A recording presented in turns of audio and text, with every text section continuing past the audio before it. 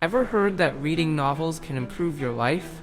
Well, I got suckered into reading Reverend Insanity, and let me tell you, it was a total bummer. They said the main character, Fang Yuan, was a good guy. Yeah, right, he's such a jerk, it made me question humanity. Let's break down why this book made me more cynical.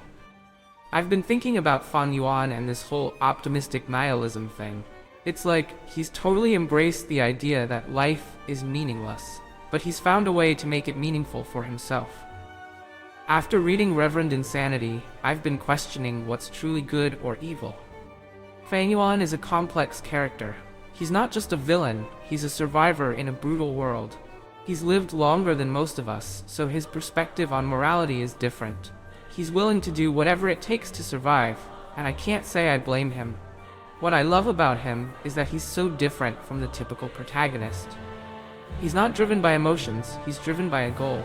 And he's so persistent, even when faced with impossible odds. He's a reminder that sometimes the ends justify the means. This novel made me question my own beliefs about right and wrong. If immortality really existed, I would probably be like Fang Yuan, but science still cannot take us to immortality. At least for now, I want freedom like him.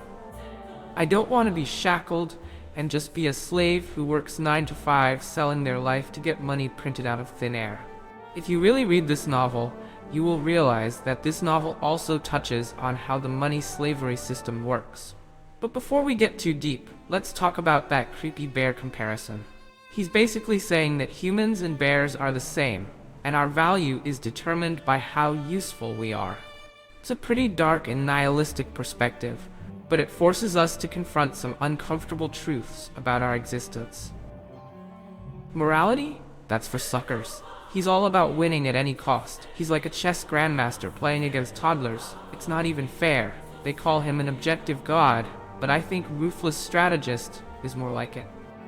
He sees it as pure calculation, and in a way, the freedom to be unbound by conventional morality is appealing to a lot of people. It's like he's shed all the emotional baggage that makes decisions so hard.